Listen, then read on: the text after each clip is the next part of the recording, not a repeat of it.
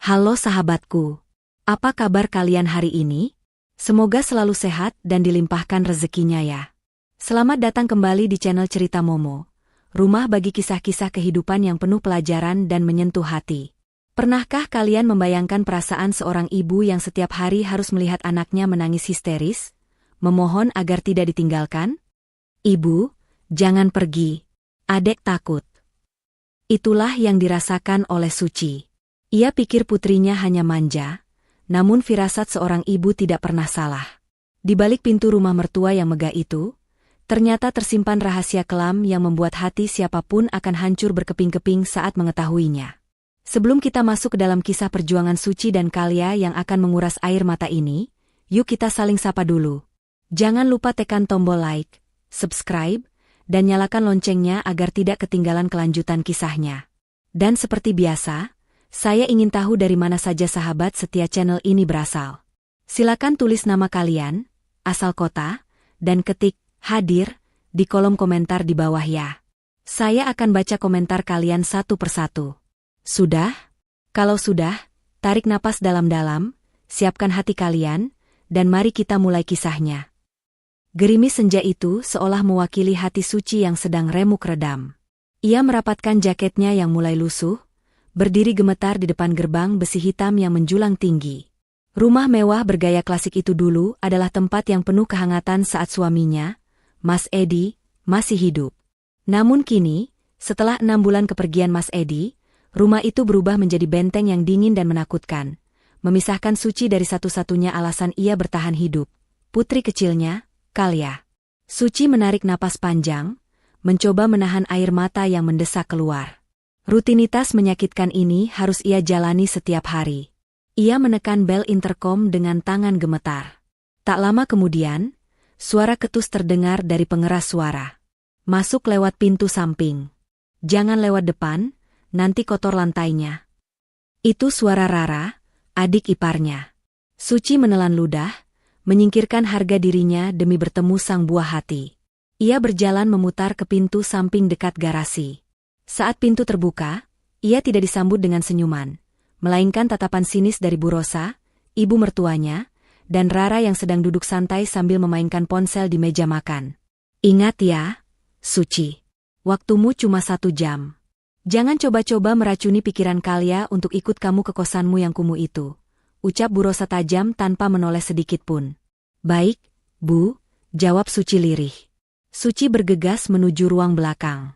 Di sana, duduk di sudut ruangan dengan mainan yang berserakan namun tak disentuh, ada Kalia. Gadis kecil berusia 5 tahun itu tampak berbeda.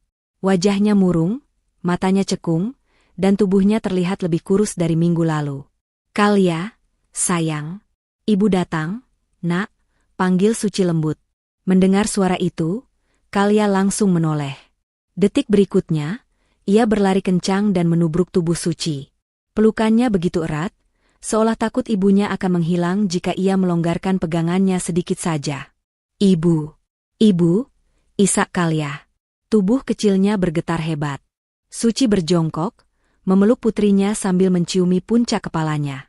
Aroma minyak telon yang biasa ia cium kini samar, berganti dengan bau apek, seolah Kalia jarang dimandikan dengan bersih. Hati Suci teriris. Ibu bawa makanan kesukaan Kalia. Kita makan dulu ya, nak. Bujuk Suci sambil membuka rantang kecil yang dibawanya. Ia menyuapkan nasi dan lauk sederhana yang ia masak sendiri. Kalia makan dengan lahap, tapi matanya tak lepas menatap wajah Suci. Di sela-sela kunyahannya, Kalia berbisik lirih. Ibu, bawa Kalia pulang. Kalia nggak mau di sini. Kalia takut. Suci tersenyum getir, mengusap pipi tirus anaknya. Sabar ya, sayang. Ibu sedang kerja keras kumpulin uang. Nanti kalau tabungan ibu sudah cukup, kita cari rumah baru dan tinggal berdua lagi ya. Kalia harus kuat. Tapi ibu, di sini gelap kalau malam. Nenek sama Tante Rara suka marah-marah. Kalia mulai merengek, air matanya menetes lagi. Belum sempat Suci menenangkan, suara langkah kaki terdengar mendekat. Rara muncul dengan wajah masam sambil menunjuk jam tangannya yang berkilauan. Sudah habis waktunya. Sana pulang. Jangan bikin drama terus di sini, bentak Rara. Suci terkejut. Tapi Rara, ini baru setengah jam. Katanya tadi 1 jam. Suka-suka aku dong. Ini rumahku. Lagian aku mau pergi sama ibu, gak ada yang jagain kamu kalau nyuri barang-barang di sini, tuduh Rara seenaknya. Bu Rosa datang menyusul, wajahnya tak kalah garang. Sudah, sana pergi. Kamu itu cuma bikin anak ini manja. Lihat tuh, gara-gara kamu datang, dia jadi cengeng lagi. Harusnya kamu sadar diri, Suci. Kamu itu gak punya pekerjaan tetap, gak punya rumah. Mau dikasih makan apa cucuku? Batu? Suci bangkit berdiri, berusaha membela diri. Bu, saya ibunya. Saya berhak atas Kalia. Mas Edi pasti sedih melihat anaknya diperlakukan seperti ini. Jangan bawa-bawa nama anak saya yang sudah meninggal. Bu Rosa berteriak, matanya melotot marah. Edi meninggal juga mungkin karena stres mikirin istrinya yang tidak becus sepertimu. Hak asuh Kalia ada di tangan kami sampai kamu bisa membuktikan kamu kaya. Dan saya yakin itu tidak akan pernah terjadi. Bu Rosa mencengkeram lengan kecil Kalia dan menariknya paksa dari pelukan Suci. Ibu, jangan pergi. Adek takut. Ibu. Kalia menjerit histeris. Kaki kecilnya menendang-nendang udara, tangannya menggapai-gapai ke arah Suci. Lepaskan anak saya, Bu. Dia ketakutan. Suci mencoba meraih tangan Kalia, tapi Rara mendorong tubuh Suci dengan keras, hingga ia terhuyung mundur ke pintu keluar. Pergi kamu. Dasar wanita pembawa sial. Rara membanting pintu besi itu tepat di depan wajah Suci. Suara kunci diputar terdengar menyakitkan. Namun, yang lebih menyakitkan adalah suara jeritan Kalia dari balik pintu yang perlahan menjauh tapi masih terdengar jelas. Ibu, tolong. Jangan tinggalin adek. Takut.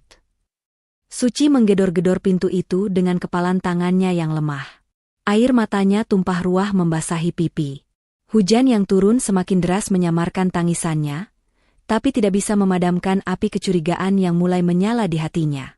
Kenapa Kalia selalu bilang, takut? Kenapa tubuhnya semakin kurus? Dan tatapan mata Bu Rosa serta Rara tadi, itu bukan tatapan kasih sayang nenek kepada cucunya. Itu tatapan kebencian. Suci jatuh terduduk di depan pintu samping yang dingin itu. Hatinya hancur. Namun di sela-sela isak tangisnya, sebuah tekad mulai tumbuh. Ia tidak bisa terus begini. Ia tidak bisa hanya menunggu. Ibu janji, nak. Bisik Suci di tengah derasnya hujan. Ibu tidak akan membiarkanmu menangis lagi. Ibu akan cari tahu apa yang sebenarnya terjadi di dalam sana. Malam itu, Suci melangkah pergi dengan langkah berat, meninggalkan putrinya yang masih menangis di dalam rumah mewah itu, tanpa menyadari bahwa apa yang akan ia temukan esok hari akan mengubah hidupnya selamanya. Keesokan harinya, matahari bersinar terik, namun mendung di hati Suci belum juga beranjak. Berbekal uang sisa belanja yang ia hemat mati-matian, Suci memasak sup ayam kesukaan Kalia. Ia ingat betul, dulu putrinya itu bisa menghabiskan 2 mangkuk sup buatannya dengan lahap. Harapan Suci sederhana, ia ingin melihat pipi Kalia kembali merona, tidak pucat pasi seperti kemarin. Sesampainya di rumah mewah itu, suasana terasa lengang. Pagar depan sedikit terbuka. Suci melangkah masuk dengan hati-hati. Kali ini, tidak ada suara bentakan dari interkom. Ia memberanikan diri mengetuk pintu samping. Pintu itu tidak terkunci. Permisi. Ucap Suci pelan. Tidak ada jawaban. Suci melangkah masuk menuju ruang tengah. Pemandangan yang menyambutnya membuat darahnya berdesir hebat. Di atas karpet bulu yang mahal, Kalia tertidur meringkuk. Bukan tidur yang nyenyak, melainkan tidur gelisah. Keringat dingin membasahi dahi kecilnya. Suci bergegas menghampiri dan menyentuh kening putrinya. Panas. Demam tinggi. Astaga, Kalia. Badanmu panas sekali, nak. Pekik Suci tertahan. Kalia membuka matanya perlahan. Matanya sayu dan bibirnya pecah-pecah kering. Saat melihat wajah ibunya, ada seulas senyum lemah di sana, namun detik berikutnya, mata itu memancarkan ketakutan saat melirik ke arah tangga. Ibu haus. Bisik Kalia, suaranya parau hampir tak terdengar. Hati Suci seperti diremas. Bagaimana mungkin di rumah segedung ini, cucu pemilik rumah bisa kehausan sampai dehidrasi? Suci segera mengambil botol air minum dari tasnya dan membantu Kalia minum. Gadis kecil itu meneguk air dengan rakus, seolah sudah berjam-jam tenggorokannya tak dialiri air. Setelah minum, Suci membuka rantang sup yang dibawanya. Aroma gurih kaldu ayam menguar. Mata Kalia berbinar sekilas. Tangan kecilnya gemetar meraih sendok yang disodorkan Suci. Namun, belum sempat suapan pertama masuk ke mulut, sebuah tangan menyambar rantang itu dengan kasar. Prang! Rantang itu terlempar ke lantai. Kuah sup panas tumpah, membasahi lantai marmer yang mengkilap. Potongan ayam dan sayuran berserakan tak berharga. Suci terlonjak kaget, sementara Kalia langsung menunduk dalam-dalam, tubuhnya gemetar hebat sambil menutup telinga. Di sana berdiri Rara, adik iparnya, dengan wajah merah padam dan berkacak pinggang. "Siapa suruh kamu kasih makanan sampah ini ke keponakanku?" bentak Rara. Suci berdiri, menatap nanar makanan yang sudah susah payah ia buat. "Rara, itu makanan sehat. Kalia sedang sakit, dia butuh makan. Lihat badannya panas sekali." Rara mendengus jijik. Kakinya dengan sengaja menginjak potongan wortel di lantai. "Halah, alasan. Asal kamu tahu ya, Kalia itu lagi diet. Dokter bilang dia kegemukan, kolesterol, makanya kami atur pola makannya. Kamu malah datang bawa racun kolesterol begini. Mau bikin dia mati muda." "Diet? Anak umur 5 tahun diet sampai dehidrasi dan kurus kering begini? Kamu gila, Rara?" Suci tak kuasa menahan amarahnya. Lihat tulang selangkanya sampai menonjol begitu. Ini bukan diet, ini penyiksaan. Mendengar keributan itu, Bu Rosa turun dari lantai atas dengan langkah anggun namun tatapan mematikan. "Ada apa ini ribut-ribut? Suci, kamu baru datang sudah bikin kotor lantai rumah saya. Ibu lihat." Rara mengadu dengan nada manja yang dibuat-buat. "Perempuan ini maksa Kalia makan sup berminyak itu. Padahal kan kita lagi jaga kesehatan Kalia biar jadi model cilik yang bagus." Suci menatap mertuanya tak percaya. "Bu, tolonglah. Kalia sakit. Dia demam. Seharusnya dia dibawa ke dokter, bukan dibiarkan tidur di lantai karpet begini tanpa selimut." Bu Rosa tertawa sinis, suara tawanya menggema dingin di ruangan itu. "Kamu itu orang miskin, jadi wajar kalau panikan. Itu cuma demam biasa. Nanti juga sembuh sendiri. Obat mahal sudah kami belikan. Tapi anak ini saja yang dasar anak manja, nggak mau minum." Bu Rosa mendekati Kalia. Saat tangan wanita parubaya itu terulur hendak menyentuh kepala cucunya, Suci melihat sesuatu yang membuatnya terpaku. Kalia memejamkan mata erat-erat dan menyentakkan kepalanya menjauh, seolah refleks menghindari pukulan. Gerakan itu sangat cepat, sangat naluriah. Itu bukan gerakan anak yang sedang merajuk pada neneknya. Itu adalah gerakan seseorang yang terbiasa menerima rasa sakit. "Jangan sentuh dia," teriak Suci spontan, naluri keibuannya menyala. Ia langsung menarik Kalia ke dalam pelukannya. "Berani kamu bentak saya di rumah saya sendiri?" Bu Rosa melotot. "Rara, panggil satpam komplek. Usir perempuan tidak tahu diuntung ini. Bilang kalau dia bikin keributan dan mencoba menculik anak." "Tunggu, Bu. Saya akan pergi, tapi biarkan saya bersihkan dulu tumpahan ini." Suci mencoba melunak demi Kalia, ia tidak ingin diseret paksa di depan anaknya. "Nggak usah. Biar kamu tahu rasa, saya tidak akan izinkan kamu ketemu Kalia selama seminggu ke depan sebagai hukuman," ancam Rara kejam. Suci tercekat. Seminggu? Melihat kondisi Kalia hari ini saja rasanya nyawanya sudah separuh melayang. Kalau seminggu tidak bertemu, apa jadinya putri kecilnya itu? "Tolong, jangan, saya mohon." Suci merendahkan suaranya, memohon. "Keluar," teriak Bu Rosa. Dengan berat hati, Suci melepaskan pelukannya. Ia menatap Kalia lekat-lekat. "Ibu pulang dulu ya, Nak. Kamu harus kuat. Makan apa saja yang ada, ya. Jangan takut." Kalia tidak menjawab. Ia hanya menatap Suci dengan pandangan kosong, air mata mengalir dalam diam. Tatapan itu jauh lebih menyakitkan daripada jeritan histeris kemarin. Itu adalah tatapan putus asa. Suci diseret keluar oleh satpam yang dipanggil Rara. Saat gerbang ditutup kembali, Suci tidak langsung pulang. Ia bersembunyi di balik pohon besar di seberang jalan. Firasatnya mengatakan ada sesuatu yang sangat tidak beres. Alasan, diet, dan model cilik, itu terdengar sangat tidak masuk akal.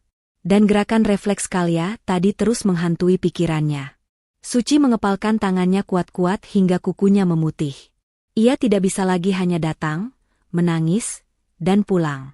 Ia harus tahu apa yang sebenarnya terjadi di balik tembok tinggi itu saat dirinya tidak ada. Tekadnya sudah bulat. Besok, ia tidak akan pulang. Ia akan mencari cara untuk melihat kebenaran itu dengan mata kepalanya sendiri, meski nyawa taruhannya. Malam mulai menyelimuti kawasan perumahan elit itu. Lampu-lampu jalan yang temaram mulai menyala satu persatu, menciptakan bayangan panjang yang seolah menyembunyikan rahasia di setiap sudutnya. Suci masih di sana, bersembunyi di balik rimbunnya tanaman hias di taman umum seberang rumah Bu Rosa. Nyamuk dan hawa dingin malam menusuk kulitnya, namun tekad di dadanya jauh lebih panas membara. Ia melihat jam di layar ponselnya yang retak. Pukul 7 malam. Biasanya, ini adalah jam makan malam. Tiba-tiba, sebuah motor pengantar makanan berhenti di depan gerbang rumah Bu Rosa. Kurir itu menurunkan bungkusan besar berlogo restoran seafood ternama di kota itu. Aroma kepiting saus padang dan udang bakar tercium samar terbawa angin, bahkan sampai ke tempat persembunyian Suci. Perut Suci berbunyi, mengingatkannya bahwa ia belum makan seharian. Namun, rasa lapar itu lenyap seketika saat teringat wajah pucat Kalia tadi siang. Kalia makan apa malam ini? Batin Suci perih. Setelah kurir pergi dan gerbang kembali tertutup rapat, Suci mulai melancarkan aksinya. Ia tahu betul denah rumah itu. Dulu, ia dan Mas Edi yang merancang taman samping agar terasa asri. Ada tembok di sisi kiri rumah yang berbatasan langsung dengan lahan kosong yang penuh semak belukar. Tembok itu tidak terlalu tinggi dan tertutup tanaman rambat yang batangnya cukup kuat. Mas Edi sengaja membiarkannya tumbuh agar suasana rumah terasa sejuk. Suci berjalan memutar, menembus ilalang di lahan kosong yang membuat betisnya gatal. Sesampainya di bawah tembok samping, ia mendongak. Tanaman rambat itu masih di sana, semakin lebat tak terawat. Bismillah demi Kalia, bisik Suci. Dengan napas tertahan, Suci mulai memanjat. Tangannya mencengkeram batang-batang tanaman yang keras. Beberapa duri kecil menggores telapak tangannya, perih, tapi Suci mengabaikannya. Ia menarik tubuhnya sekuat tenaga. Sepatunya sempat tergelincir, menimbulkan suara gesekan kecil yang membuatnya menahan napas karena panik. Jantungnya berdegup kencang seirama dengan suara jangkrik malam itu. Berhasil. Suci sampai di bibir tembok. Ia mengintip ke bawah. Taman samping rumah itu gelap gulita. Lampu taman sepertinya sengaja tidak dinyalakan. Atau mungkin bohlamnya putus dan tidak ada yang peduli untuk menggantinya. Ini keuntungan bagi Suci. Ia melompat turun dengan hati-hati, mendarat di atas rumput yang basah. Kakinya terasa ngilu, tapi ia segera bangkit dan merunduk. Suci kini berada di dalam wilayah musuh. Ia merasa seperti pencuri yang menyusup ke rumah orang asing. Padahal di atas tanah inilah dulu, ia membangun mimpi bersama suaminya. Suci mengendap-endap menyusuri dinding rumah, menghindari sorotan lampu teras belakang. Tujuannya satu, jendela besar ruang makan yang menghadap ke taman belakang. Ia tahu, Rara paling malas menutup gorden dengan rapat. Selalu ada celah. Langkah Suci terhenti saat kakinya menginjak ranting kering. Krak! Suci membeku. Ia menempelkan punggungnya rapat-rapat ke dinding dingin, menahan napas. Hening. Tidak ada teriakan, tidak ada gonggongan anjing. Rupanya suara televisi dari dalam rumah cukup keras untuk meredam suara langkahnya. Ia memberanikan diri melanjutkan langkahnya, hingga sampai tepat di samping jendela ruang makan. Cahaya kuning hangat memancar dari celah gorden, menyorot ke rumput tempat Suci berdiri. Dari dalam, terdengar denting sendok beradu dengan piring keramik, disusul suara tawa yang begitu lepas. Hahaha, ibu benar. Sumpah, akting Rara tadi siang keren banget kan, Bu? Suara Rara terdengar jelas, nyaring dan penuh kemenangan. Suci mendekatkan telinganya ke kaca jendela, mencoba menangkap percakapan itu lebih jelas. Iya, kamu memang pintar, Ra. Wajah panik perempuan kampung itu tadi, aduh. Rasanya ibu puas sekali melihatnya diusir satpam seperti kucing kurap, sahut Bu Rosa. Suaranya terdengar renyah, diselingi suara menyeruput minuman. Darah Suci mendidih. Mereka menertawakan penderitaannya. Tapi yang membuat Suci lebih penasaran adalah apa yang sebenarnya sedang mereka lakukan di dalam sana. Apakah Kalia ikut makan bersama mereka? Apakah Kalia sudah diberi obat penurun panas? Dengan tangan gemetar, Suci memberanikan diri untuk mengintip melalui celah kecil antara dua kain gorden yang tidak bertemu. Ia memicingkan mata, memfokuskan pandangannya ke arah meja makan. Apa yang dilihatnya membuat lututnya lemas seketika. Di meja makan jati yang besar itu, terhidang pesta pora. Kepiting raksasa, udang galah, cumi goreng tepung, dan berbagai macam lauk mewah lainnya memenuhi meja.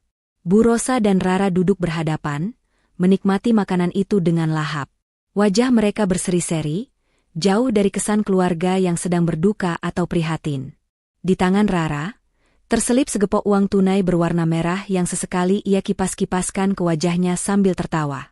Uang asuransi Mas Edi memang penyelamat ya, Bu. Kalau nggak ada ini, mana bisa kita makan enak terus. Tas branded Rara juga aman, ucap Rara sambil menggigit daging kepiting yang tebal. Makanya, kita harus pintar-pintar, Ra. Jangan sampai aset ini jatuh ke tangan si Suci atau anaknya itu. Kita harus pastikan mereka tidak betah atau... Bu Rosa menggantung kalimatnya, lalu tertawa kecil yang membuat bulu kuduk Suci meremang. Suci mencari-cari keberadaan Kalia di kursi makan. Kursi itu kosong. Ia mengedarkan pandangan ke seluruh penjuru ruang makan yang terlihat dari celah itu. Tidak ada Kalia. Lalu di mana Kalia? Batin Suci berteriak. Tiba-tiba, pandangan Suci tertuju pada sudut ruangan dekat dapur kotor. Di sana, di lantai ubin yang dingin, di bawah bayang-bayang lemari pendingin, ada sosok kecil yang sedang duduk meringkuk. Mata Suci terbelalak lebar. Tangannya membekap mulutnya sendiri agar tidak menjerit. Pemandangan di sudut dapur itu menghantam jantungnya lebih keras daripada palu godam. Itu adalah pemandangan yang tidak akan pernah bisa dimaafkan oleh ibu manapun di dunia ini. Pesta pora di meja makan itu hanyalah kedok dari kekejaman yang sesungguhnya. Dan malam ini, Suci menjadi saksi bisu dari sebuah kebiadaban yang terjadi pada darah dagingnya sendiri. Suci menekan wajahnya lebih dekat ke kaca jendela yang dingin. Embun napasnya menempel di kaca, namun ia segera menghapusnya kasar. Ia harus memastikan penglihatannya tidak salah. Di sudut dapur yang gelap itu, di atas lantai ubin tanpa alas tikar apalagi karpet, Kalia duduk bersimpuh layaknya seorang pengemis kecil. Di hadapan gadis kecil itu, bukan piring berisi nasi hangat atau sup ayam yang tadi siang Suci bawakan, melainkan sebuah piring melamin retak berisi gumpalan nasi kering yang terlihat kekuningan, sisa nasi kemarin yang sudah mengeras. Air mata Suci menetes, tapi ia masih belum beranjak. Ia melihat Rara bangkit dari kursi makannya. Wanita muda itu membawa piringnya yang penuh dengan sisa cangkang kepiting dan tulang ikan. Dengan langkah santai, Rara berjalan mendekati Kalia. Nih, masih ada sisa daging nempel dikit di cangkangnya. Sayang kalau dibuang ke tong sampah. Makan Gih, biar kamu ada tenaga buat nyuci piring nanti, ucap Rara sambil menumpahkan sisa-sisa makanan bekas mulutnya itu ke piring Kalia. Suci membekap mulutnya kuat-kuat, menahan jeritan yang sudah sampai di tenggorokan. Tubuhnya gemetar hebat, bukan karena dinginnya malam, melainkan karena amarah yang meledak di dalam dadanya. Ia melihat darah dagingnya sendiri, putri kesayangan almarhum suaminya, memandangi tulang-tulang bekas itu dengan tatapan lapar. Kalia ragu sejenak. Tangan kecilnya gemetar meraih tulang ikan itu. Tante, Kalia mau minum, seret. Cicit Kalia pelan. Minum terus. Air galon itu bayar. Tahu? Minum air keran saja sana di wastafel. Bentak Rara sambil menendang pelan kaki Kalia, seolah mengusir seekor kucing liar yang mengganggu. Kalia tidak melawan. Dengan patuh, gadis kecil itu menggigit sisa daging yang menempel di tulang ikan bekas Rara. Pemandangan itu merobek-robek hati Suci. Ia merasa gagal. Ia merasa bodoh, karena selama ini percaya bahwa mertuanya masih punya hati nurani. Rara kembali ke meja makan sambil tertawa kecil, lalu duduk lagi di hadapan ibunya. Anak itu penurut juga ya, Bu? Kayak kucing pungut.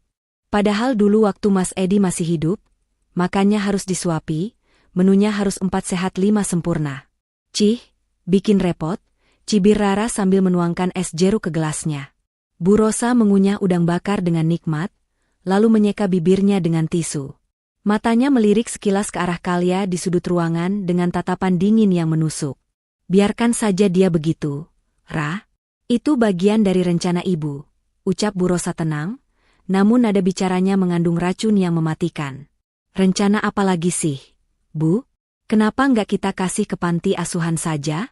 Risih tahu lihat dia di rumah ini terus, keluh Rara. Bu Rosa meletakkan sendoknya, lalu mencondongkan tubuh ke arah Rara, seolah hendak membicarakan rahasia negara. Suci menajamkan telinganya di balik jendela. Kamu ini bodoh atau pura-pura bodoh? Kalau kita taruh dia di panti asuhan, orang-orang bakal curiga. Mereka bakal bilang kita keluarga jahat, bisik Bu Rosa, tapi cukup keras untuk didengar Suci. Biarkan dia di sini. Kita kasih makan seadanya, sisa-sisa saja. Biar dia sakit-sakitan. Perlahan-lahan fisiknya bakal lemah. Maksud ibu? Tanya Rara tak paham. Kalau dia sakit terus meninggal karena penyakit, tidak ada yang bisa menyalahkan kita. Kita bisa bilang dia memang lemah sejak lahir. Lanjut Bu Rosa dengan senyum miring yang mengerikan. Dan yang paling penting, kalau Kalia mati, seluruh aset Edi, deposito, tanah, dan rumah ini otomatis jatuh ke tangan ibu sebagai ahli waris kedua setelah anaknya. Tanpa ada Kalia, si Suci itu tidak punya hak apa-apa lagi menuntut harta Gonogini atas nama anak. DEG. Jantung Suci seakan berhenti berdetak detik itu juga. Kakinya lemas, nyaris membuatnya ambruk jika ia tidak berpegangan pada bingkai jendela. Jadi, ini bukan sekadar pelit. Ini bukan sekadar benci. Ini adalah rencana pembunuhan perlahan. Mereka ingin mematikan Kalia demi harta. Mereka ingin melenyapkan satu-satunya kenangan hidup yang ditinggalkan Mas Edi, demi segepok uang dan sertifikat tanah. Suci menatap Kalia lagi. Putrinya kini sedang terbatuk-batuk kecil karena tersedak nasi kering, mencoba menelan tanpa air minum yang layak. Wajah pucat itu, tubuh kurus itu, semua adalah bukti nyata dari rencana keji Bu Rosa. Rasa takut yang tadi menyelimuti Suci mendadak lenyap. Rasa hormat pada mertua yang selama ini ia junjung tinggi, hancur berkeping-keping menjadi debu. Tidak ada lagi Suci yang penurut. Tidak ada lagi Suci yang diam saja dihina demi menjaga sopan santun. Malam ini, di bawah sinar bulan yang tertutup awan, sisi lain dari diri Suci bangkit. Naluri seorang ibu yang anaknya terancam bahaya jauh lebih buas daripada harimau manapun. Suci mundur selangkah, menarik napas dalam-dalam, mengumpulkan seluruh tenaga yang tersisa di tubuhnya yang lelah. Matanya yang sembab kini menyala merah penuh keberanian. Ia tidak akan menunggu besok. Ia tidak akan menunggu pengacara atau polisi. Ia harus menyelamatkan Kalia sekarang juga, atau ia akan menyesal seumur hidup. Suci mengepalkan tangannya. Ia tidak peduli lagi dengan sopan santun. Ia tidak peduli lagi dianggap menantu durhaka. Dengan langkah mantap, ia berjalan menuju pintu belakang dapur yang terhubung ke taman. Tunggu ibu, nak. Ibu akan hancurkan neraka ini untukmu, batin Suci. Dan dengan satu gerakan kuat, Suci menendang pintu belakang itu hingga terbuka lebar, menciptakan bunyi debam keras yang mengejutkan seisi rumah. Pesta pora para iblis itu akan berakhir malam ini juga. Brak! Suara pintu kayu yang menghantam dinding tembok menggema keras, memecah tawa jahat yang baru saja memenuhi ruang makan itu. Rara menjerit kaget hingga gelas jus jeruk di tangannya terlepas dan pecah berantakan di lantai. Bu Rosa tersedak daging kepiting yang sedang dikunyahnya. Matanya melotot menatap sosok yang berdiri di ambang pintu belakang. Di sana berdiri Suci. Rambutnya basah kuyup oleh air hujan, pakaiannya kotor terkena tanah dan lumpur sisa memanjat tembok, dan tangannya tergores-gores tanaman liar. Namun, di balik penampilan yang berantakan itu, sorot matanya tajam dan menusuk, jauh lebih menakutkan daripada hantu manapun. Napasnya memburu, uap dingin keluar dari hidungnya seiring dengan detak jantungnya yang memompa amarah ke seluruh tubuh. Suci? Rara terbata-bata, wajahnya pucat pasi seolah melihat mayat hidup. Bagaimana kamu bisa masuk? Satpam. Suci tidak menjawab. Ia tidak peduli pada Rara ataupun Bu Rosa. Kakinya melangkah pasti, menginjak pecahan beling gelas Rara tanpa rasa sakit, langsung menuju sudut dapur yang gelap. Kalia yang sedang meringkuk ketakutan karena suara dentuman pintu tadi, mendongak. Saat melihat ibunya datang seperti pahlawan yang menerobos badai, mata sayu gadis kecil itu berkaca-kaca. "Ibu!" panggil Kalia lirih. Suaranya bergetar. Suci berlutut di lantai yang dingin itu. Ia melihat piring berisi tulang bekas dan nasi kering di hadapan anaknya. Hatinya seperti disayat sembilu, namun ia menelan rasa sakit itu dan mengubahnya menjadi kekuatan. Ia mengangkat tubuh Kalia yang terasa begitu ringan, terlalu ringan untuk anak seusianya. "Kita pulang, Nak." "Sekarang?" bisik Suci tegas tepat di telinga Kalia. Suci mendekap putrinya erat, melindungi kepala Kalia di dada kirinya, seolah ingin menjaganya dari pandangan keji dua wanita di meja makan. Saat Suci berbalik hendak pergi, Bu Rosa akhirnya tersadar dari keterkejutannya. "Berhenti di situ," bentak Bu Rosa. Wanita parubaya itu bangkit dari kursinya, wajahnya merah padam karena merasa harga dirinya diinjak-injak oleh menantu yang selama ini ia anggap rendah. "Lancang sekali kamu masuk rumah saya seperti maling. Turunkan anak itu. Dia aset maksud saya, dia cucu saya." Suci berhenti. Ia memutar tubuhnya perlahan, menatap Bu Rosa dengan tatapan yang membuat nyali mertuanya itu sedikit menciut. "Aset?" Suci mengulangi kata itu dengan nada dingin yang mencekam. "Ibu bilang dia aset? Bukan cucu?" Saya tidak bicara begitu." Elak Bu Rosa gugup, namun matanya liar mencari alasan. "Kamu jangan memutarbalikkan fakta. Kamu mau menculik Kalia, kan? Saya akan panggil polisi." "Panggil saja," tantang Suci, suaranya meninggi, menggelegar di ruangan itu. "Panggil polisi sekarang. Biar mereka lihat apa yang kalian sajikan untuk cucu kalian sendiri. Biar mereka lihat tulang sisa dan nasi basi yang kalian paksa masuk ke mulut anak yatim ini, sementara kalian berpesta pora dengan uang ayahnya." Rara yang tadi ketakutan kini mulai tersulut emosi. "Heh, jaga mulutmu ya. Itu kan demi kebaikan dia. Dia itu sakit. Sakit karena kalian racuni perlahan-lahan," potong Suci cepat. "Saya dengar semuanya, Rara. Saya dengar percakapan busuk kalian. Kalian ingin Kalia mati supaya seluruh harta Mas Edi jatuh ke tangan kalian, kan? Kalian ingin menghilangkan satu-satunya pewaris sah supaya kalian bisa foya-foya tanpa gangguan." Wajah Bu Rosa dan Rara memucat seketika. Rahasia busuk mereka terbongkar telanjang di depan mata. Tidak ada lagi topeng nenek penyayang atau tante yang peduli. Bu Rosa yang merasa terpojok akhirnya mengeluarkan kartu asnya. Ia tersenyum sinis, menatap Suci dengan tatapan meremehkan dari ujung kepala hingga ujung kaki. "Oke, kalau kamu memang sudah dengar semuanya. Bagus," ucap Bu Rosa angkuh. "Sekarang dengarkan saya baik-baik, Suci. Kalau kamu berani melangkah keluar dari pintu itu membawa Kalia, saya pastikan kamu tidak akan mendapatkan sepeser pun uang peninggalan Edi. Nol besar. Saya akan bekukan semua akses. Saya akan buat hidupmu susah. Kamu pikir kamu bisa menghidupi anak sakit-sakitan itu tanpa uang dari keluarga ini?" Rara ikut menimpali, mendapatkan kembali keberaniannya. "Benar? Kamu itu cuma janda miskin, pengangguran. Mau kasih makan apa Kalia? Sampah? Kalau kamu pergi sekarang, jangan harap bisa kembali mengemis ke sini saat Kalia butuh biaya rumah sakit." Ancaman itu nyata. Logika Suci berbisik bahwa ia tidak punya uang, tidak punya pekerjaan tetap, dan tidak punya rumah. Membawa Kalia pergi berarti mengajak anaknya menderita dalam kemiskinan. Suci menunduk menatap wajah Kalia dalam dekapannya. Gadis kecil itu menatapnya penuh harap. Tangan mungilnya mencengkeram baju Suci kuat-kuat. "Ibu, jangan tinggalin adek." Seketika itu juga, ketakutan akan kemiskinan lenyap dari benak Suci. Kemiskinan harta tidak sebanding dengan kemiskinan hati yang dimiliki mertua dan iparnya. Suci mengangkat wajahnya, menatap Bu Rosa dan Rara dengan tatapan penuh kemenangan. Kemenangan seorang ibu yang telah menemukan kembali keberaniannya. "Dengar baik-baik, Bu Rosa, Rara," ucap Suci, suaranya tenang namun penuh penekanan. "Ambil semua uang itu. Makanlah uang asuransi Mas Edi sampai perut kalian meledak.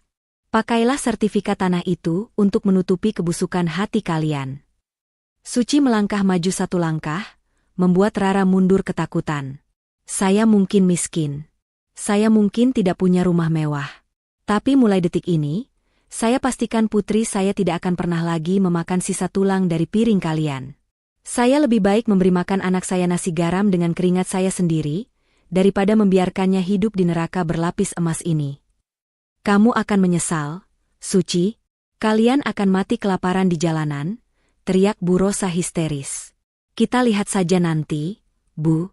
Siapa yang akan hidup tenang, dan siapa yang akan hancur karena keserakahannya sendiri, balas Suci tajam.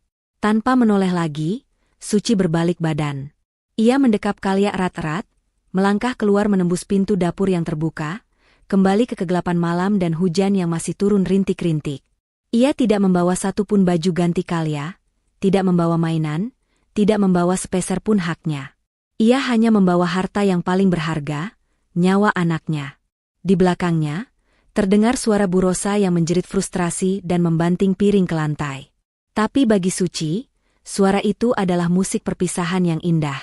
Malam itu, untuk pertama kalinya setelah sekian lama, Suci merasa benar-benar hidup.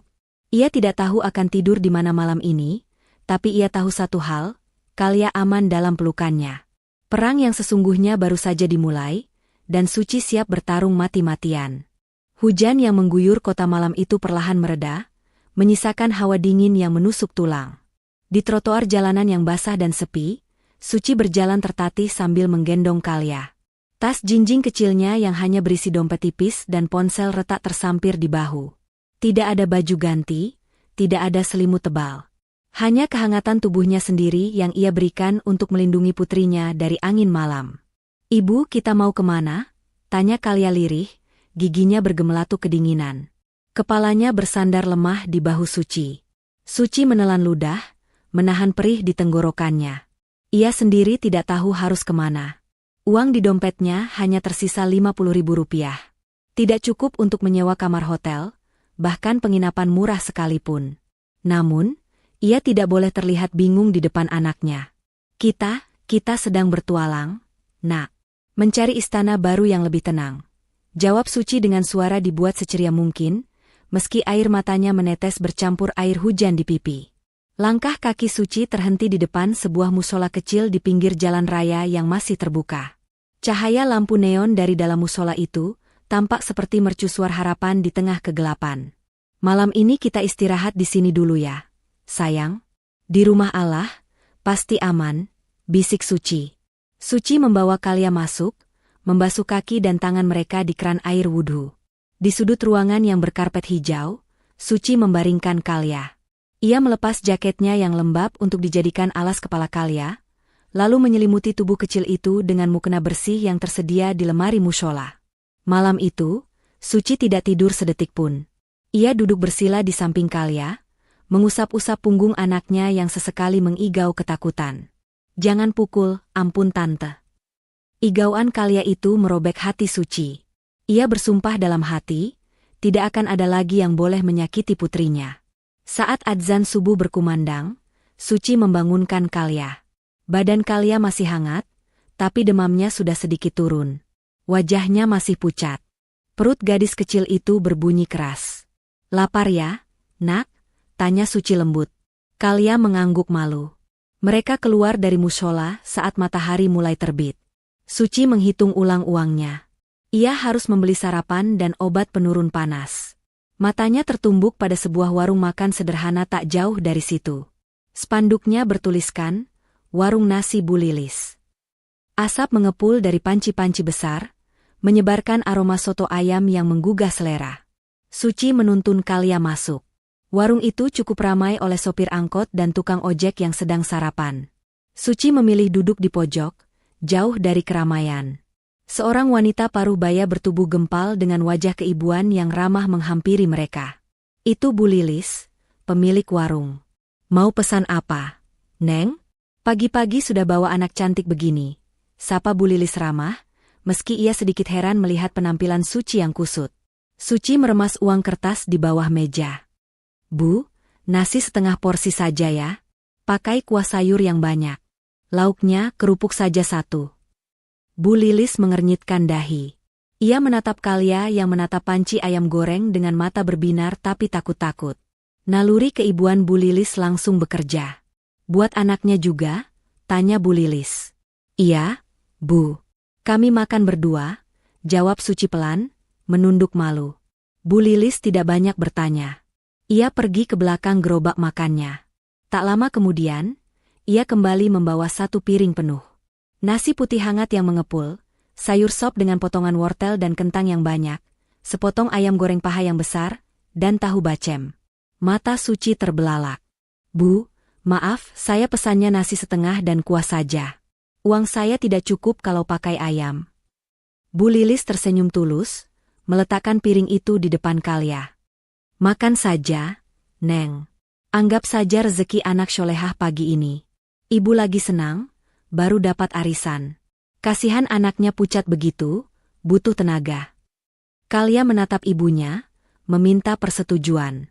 Suci yang matanya mulai berkaca-kaca mengangguk pelan. Bilang apa sama Ibu Lilis? Terima kasih, Bu. Ucap Kalia sopan, lalu mulai makan dengan lahap. Suci hanya mengambil sedikit nasi dari pinggir piring, membiarkan daging ayam itu sepenuhnya untuk Kalia. Sambil memperhatikan Kalia makan, mata Suci tak sengaja melihat Bu Lilis yang kewalahan. Pelanggan semakin ramai, sementara tumpukan piring kotor menggunung di ember cucian belakang karena asistennya belum datang. Suci menyeka mulutnya. Ia tidak bisa menerima kebaikan ini secara cuma-cuma. Harga dirinya melarang ia menjadi pengemis. Bu Lilis, panggil Suci saat pemilik warung itu lewat membawa nampan gelas kotor. Ya, Neng? Kurang minumnya? Suci berdiri. Bu, terima kasih makanannya. Tapi saya tidak bisa bayar pakai uang untuk ayam itu. Boleh saya ganti dengan tenaga? Saya lihat ibu kewalahan. Biar saya yang cuci piring kotor di belakang sampai bersih. Bu Lilis tertegun.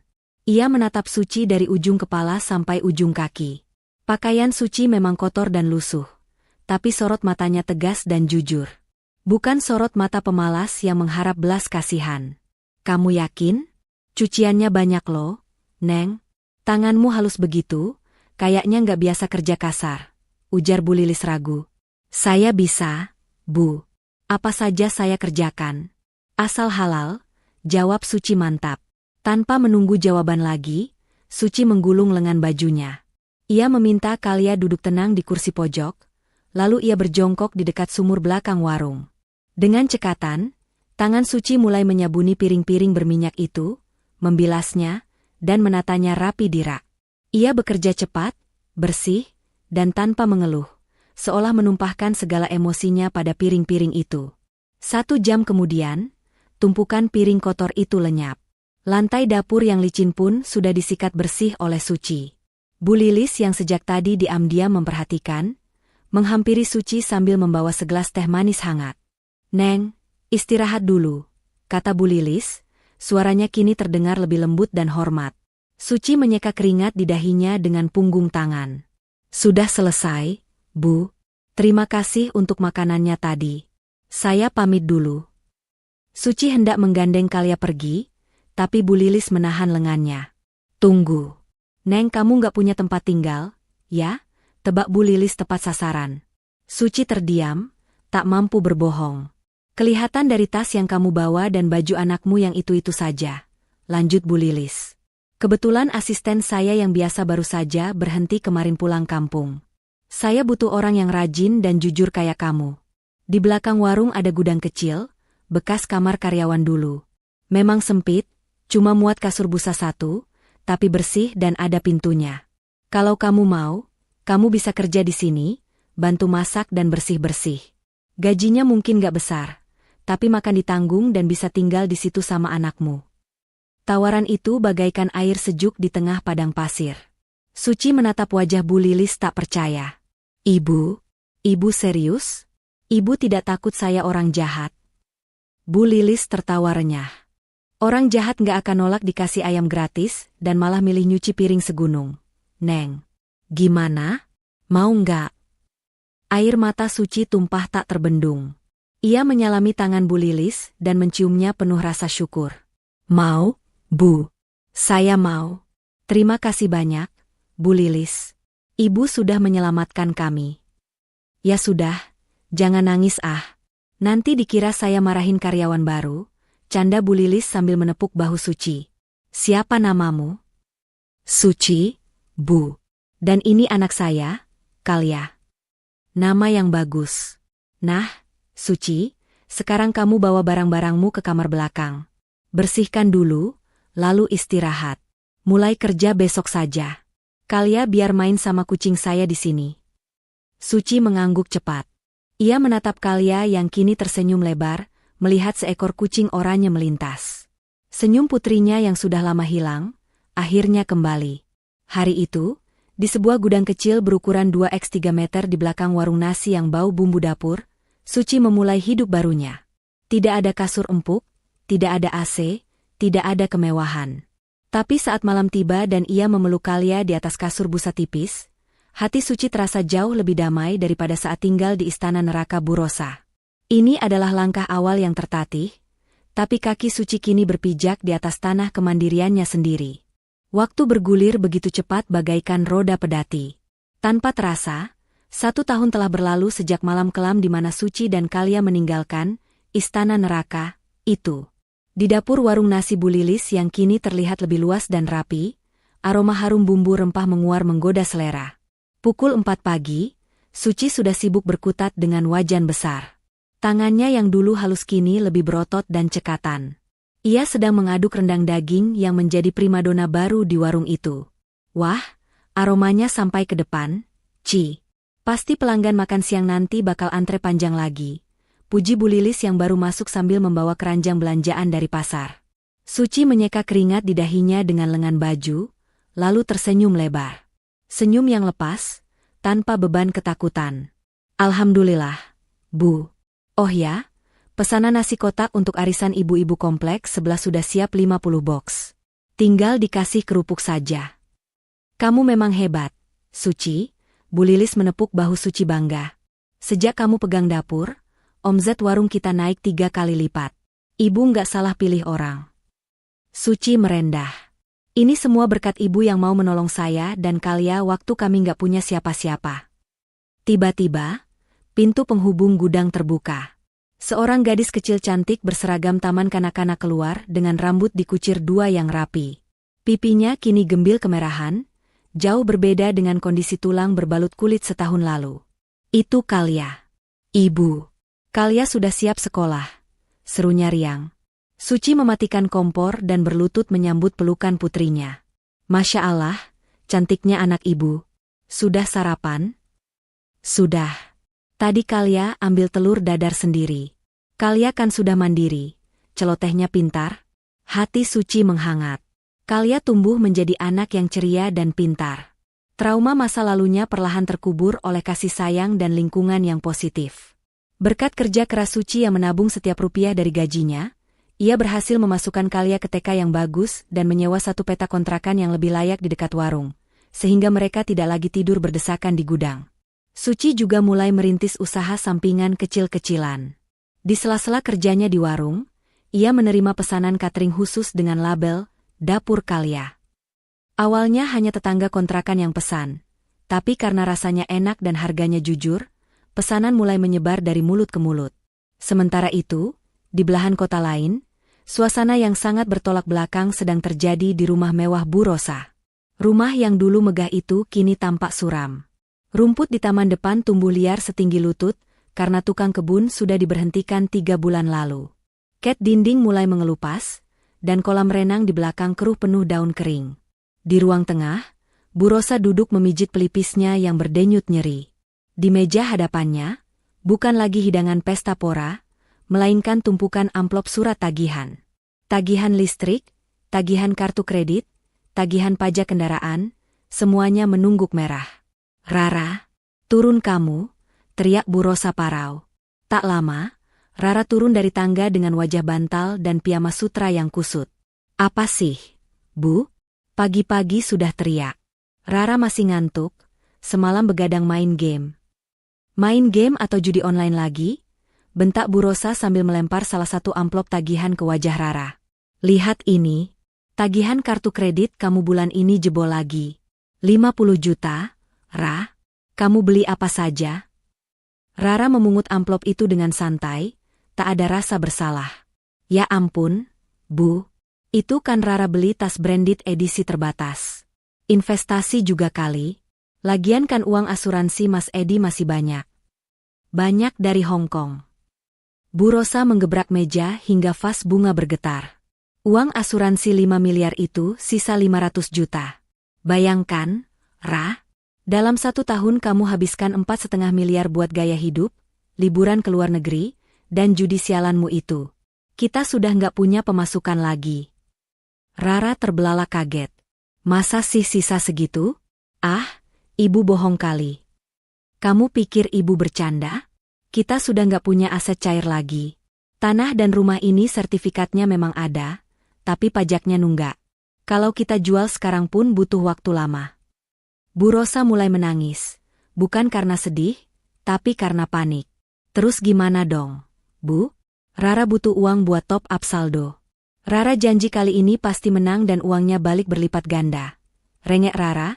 Kecanduan judinya sudah menutup akal sehatnya. Stop! Jangan mimpi. Bu Rosa menatap nanar sekeliling rumahnya. Ini semua gara-gara kita gagal manfaatkan Kalia. Coba kalau anak itu masih di sini, kita bisa bikin cerita sedih, galang dana, atau mungkin kita cari mereka saja. Bu, potong Rara. Si Suci itu kan pasti sekarang jadi gembel. Kita ambil lagi Kalia. Kita paksa Suci tanda tangan pelepasan hak asuh dengan imbalan uang sedikit. Terus kita bisa gadaikan rumah ini atas nama Kalia sebagai ahli waris Edi. Bu Rosa terdiam sejenak, menimbang ide gila itu. Keputusasaan membuatnya gelap mata. Kamu benar. Kita harus cari mereka. Mereka pasti hidup melarat di kolong jembatan. Orang lemah seperti Suci nggak mungkin bisa bertahan hidup di kota kejam ini tanpa kita. Mereka tidak tahu bahwa orang lemah yang mereka bicarakan saat ini sedang memimpin dapur yang sibuk, melayani puluhan pelanggan yang memuji masakannya, dan sedang menata masa depan yang cerah dengan tangannya sendiri. Siap-siap, Ra.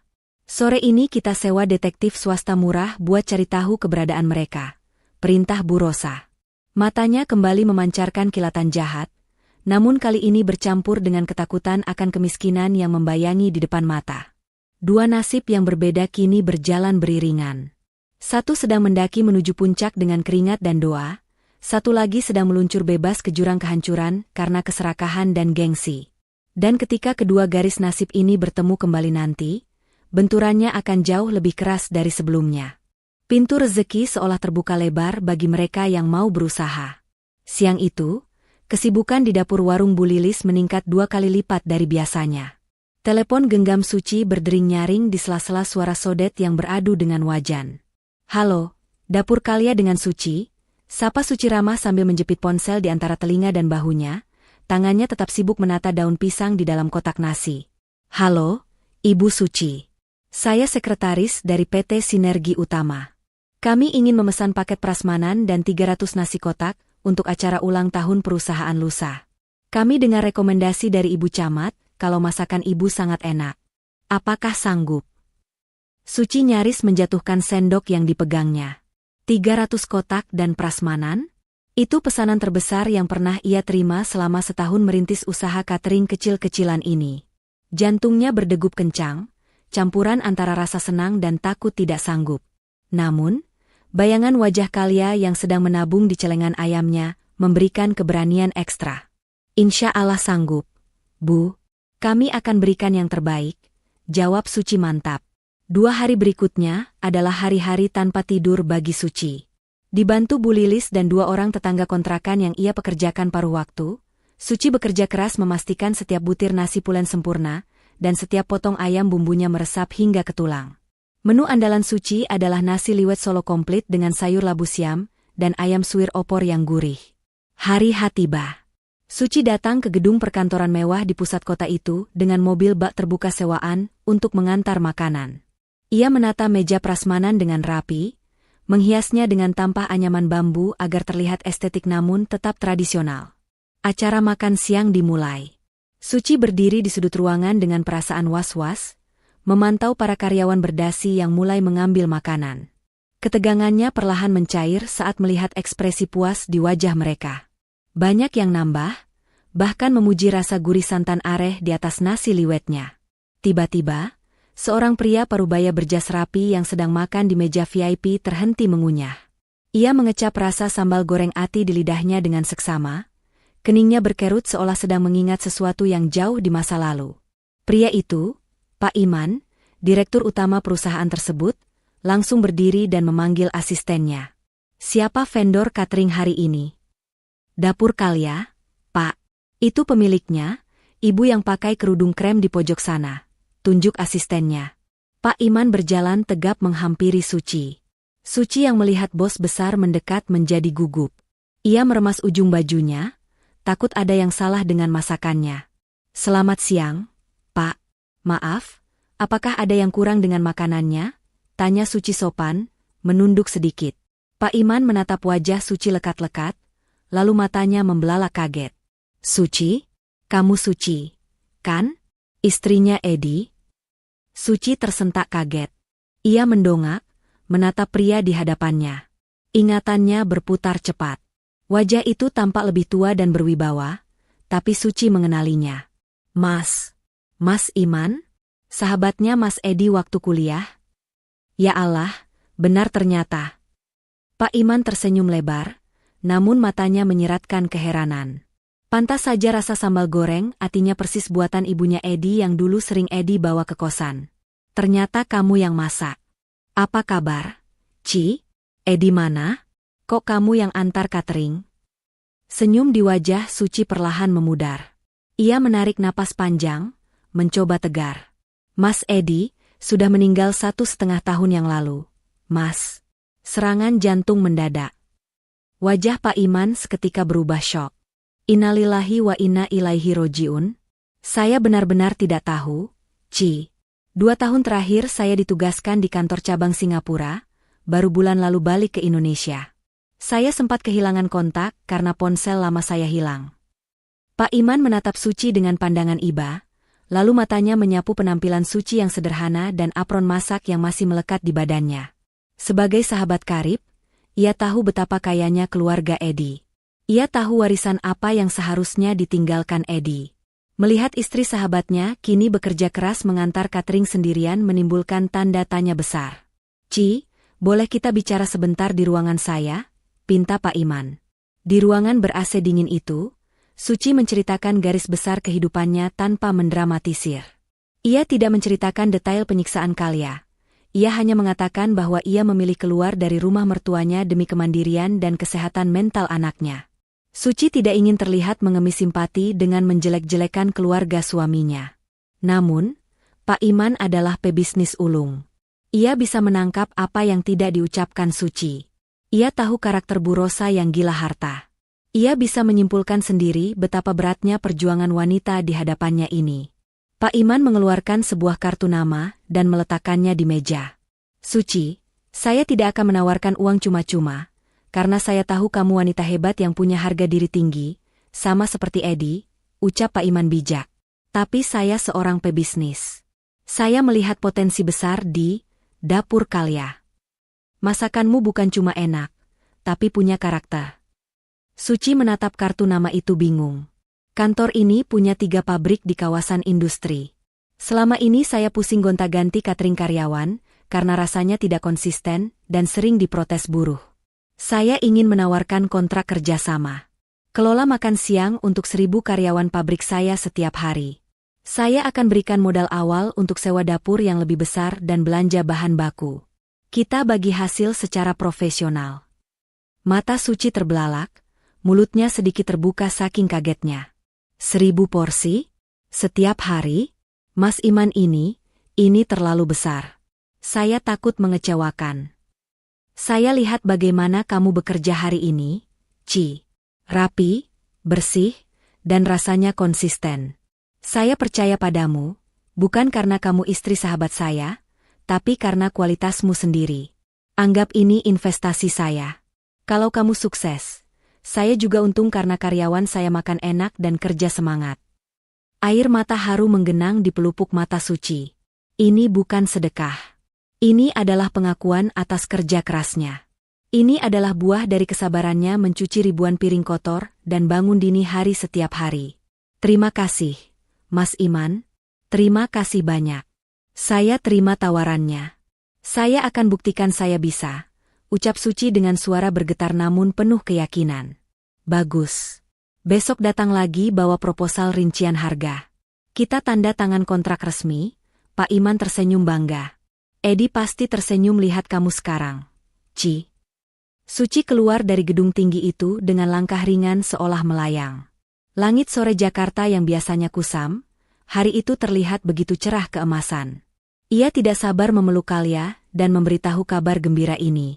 Sementara itu, di sebuah gang sempit, seorang detektif swasta bayaran murah sedang memberikan selembar foto buram kepada Bu Rosa di dalam mobil yang AC-nya sudah tidak dingin lagi. Saya menemukan mereka, Bu. Si Suci jualan nasi di warung pinggiran daerah Jakarta Timur. Bu Rosa menyeringai lebar melihat foto Suci yang sedang mengangkat kerat minuman. Bagus. Dasar babu, memang kodratnya jadi babu. Tunggu kedatangan kami, Suci. Kalia akan kami ambil kembali. Bu Rosa tidak tahu bahwa wanita yang ia sebut, babu, itu baru saja menandatangani kontrak yang akan mengubahnya menjadi pengusaha sukses. Jauh di atas level Bu Rosa yang sekarang sedang diambang kebangkrutan. Pertemuan tak terduga dengan Pak Iman menjadi titik balik yang melesatkan Suci terbang tinggi, meninggalkan masa lalunya yang kelam di dasar jurang. 3 tahun berlalu dengan cepat, bagaikan musim yang berganti tanpa permisi. Waktu telah memutar roda nasib dengan begitu drastis, menempatkan mereka yang dulu di bawah ke puncak kejayaan, dan menghempaskan mereka yang sombong ke dasar jurang kehinaan. Di sebuah jalan protokol yang ramai, sebuah bangunan ruko 3 lantai berdiri megah dengan cat bernuansa krem dan coklat kayu yang elegan. Papan nama besar bertuliskan, Restoran Dapur Kalia, terpampang gagah di depannya, lengkap dengan deretan karangan bunga ucapan selamat atas pembukaan cabang ketiga. Di dalam restoran yang sejuk itu, Suci sedang sibuk memberikan arahan kepada para pramusaji. Penampilannya kini jauh berbeda. Tidak ada lagi das terlusuh atau wajah berminyak penuh keringat. Suci mengenakan setelan blazer batik modern yang pas di tubuhnya, memancarkan aura wibawa seorang pemimpin. Wajahnya berseri, dipoles riasan tipis yang natural. Pastikan kebersihan meja nomor 5 dijaga ya, di sana ada reservasi untuk rapat anggota dewan nanti siang. Instruksi Suci tegas namun tetap lembut. Siap, Bu Suci, jawab para karyawannya serempak penuh hormat. Dari arah pintu masuk, Kalia berlari kecil menghampiri. Gadis kecil itu kini sudah berusia 8 tahun, tumbuh tinggi dan sehat. Rambutnya hitam berkilau, matanya cerdas. Ia baru saja pulang sekolah diantar oleh sopir operasional kantor. Ibu, tadi nilai matematikaku 100 lagi. Seru Kalia bangga sambil menunjukkan kertas ulangannya. Suci berjongkok, memeluk putrinya erat. Hebat sekali anak ibu. Nanti malam kita syukuran makan es krim ya. Kebahagiaan mereka begitu nyata, begitu hangat. Berbanding terbalik 180 derajat dengan apa yang terjadi di sebuah kawasan perumahan elit di ujung kota sana. Keluar, keluar semua. Teriakan garang jurusita pengadilan menggema di halaman rumah Bu Rosa. Beberapa pria berbadan tegap sedang menggotong sofa-sofa mahal, dan meletakkannya begitu saja di pinggir jalan aspal yang panas. Bu Rosa yang kini duduk di kursi roda karena serangan stroke ringan 6 bulan lalu, hanya bisa menangis histeris. Mulutnya sedikit miring, tangannya gemetar menunjuk-nunjuk petugas. Jangan, itu sofa impor dari Italia. Jangan ditaruh di jalanan, racau Bu Rosa dengan suara yang tidak terlalu jelas. Rara, yang berdiri di samping ibunya, tampak berantakan. Rambutnya kusut, matanya bengkak. Tidak ada lagi tas mewah di lengannya, yang ada hanya tas kresek berisi baju-baju seadanya yang sempat ia selamatkan. Maaf, Bu. Batas waktu pengosongan rumah sudah habis sejak bulan lalu. Pihak bank sudah memenangkan lelang. Silakan tinggalkan area ini sekarang juga sebelum kami panggil polisi, ucap petugas itu dingin, lalu menempelkan stiker besar berwarna merah menyala bertuliskan, disita, di gerbang besi yang dulu tertutup rapat untuk Suci. Pagar itu digembok dari luar. Bu Rosa dan Rara resmi menjadi gelandangan. Tetangga yang dulu mereka pameri kekayaan, kini hanya mengintip dari balik jendela, berbisik-bisik mencibir, tidak ada satupun yang keluar untuk menolong. Hukum karma bekerja dengan sangat teliti. Ini semua salah ibu. Rara meledak, menendang koper bajunya sendiri. Coba kalau ibu nggak serakah mau kuasai semua harta Mas Edi, kita nggak bakal kena karma begini. Coba kalau ibu kasih bagian buat Suci, mungkin kita nggak bakal dikejar-kejar rentenir. Diam kamu, bentak Bu Rosa susah payah. Kamu yang habisin uang buat judi. Kamu yang bikin sertifikat rumah ini jadi jaminan utang. Mereka bertengkar di pinggir jalan, menjadi tontonan ojek online yang lewat. Hujan mulai turun rintik-rintik, seolah alam pun menertawakan kejatuhan mereka. Setelah lelah saling menyalahkan, realita menghantam mereka. Mereka lapar, tidak punya uang, dan tidak punya tempat berteduh. Kita mau kemana, Bu? Tanya Rara putus asa, suaranya melemah karena perut yang perih. Bu Rosa terdiam, matanya menatap kosong ke jalanan. Tiba-tiba, ia teringat sesuatu.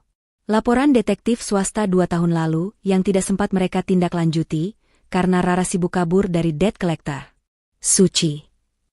Gumam Bu Rosa. Hah? Suci? Rara mengernyit. Cari Suci. Dia satu-satunya harapan kita, kata Bu Rosa, matanya memancarkan kelicikan yang tersisa. Dia kan buka warung nasi. Pasti dia masih tinggal di gudang belakang warung itu.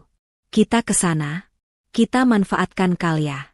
Kita bilang kalau neneknya sakit keras dan mau minta maaf. Suci itu bodoh dan lembek. Dia pasti nggak tega lihat ibu begini.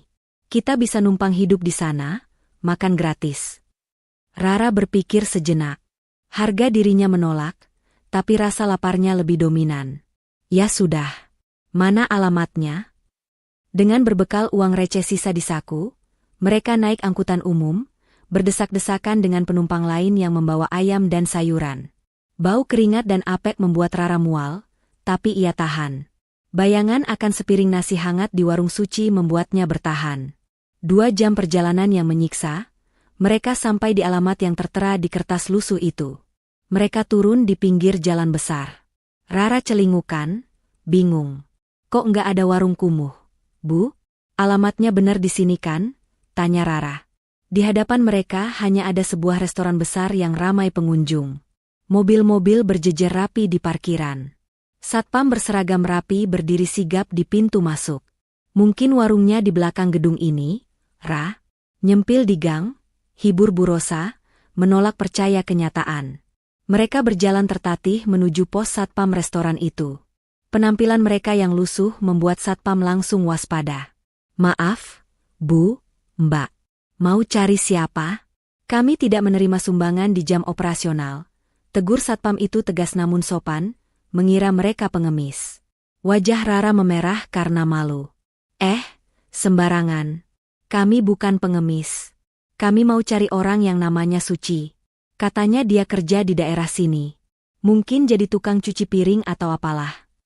Satpam itu mengernyitkan dahi. Ibu Suci? Maksudnya Bu Bos? Bos? Rara dan Bu Rosa saling pandang.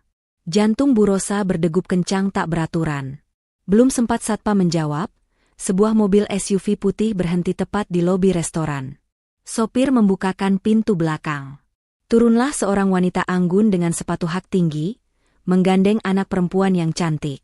Wanita itu berjalan penuh percaya diri, menyapa beberapa pelanggan yang lewat dengan senyum ramah. Aura kesuksesan menguar kuat darinya. Rara membelalakan matanya sampai nyaris keluar. Rahangnya jatuh. Bu Rosa di kursi rodanya membeku, seolah darah di tubuhnya berhenti mengalir. Itu Suci. Wanita yang dulu mereka hina, mereka usir, dan mereka anggap sampah, kini berdiri di sana bak seorang ratu di istananya sendiri. Nggak mungkin. Desis Rara, kakinya lemas. Itu restoran Suci? Suci yang hendak masuk ke dalam restoran, tiba-tiba menghentikan langkahnya.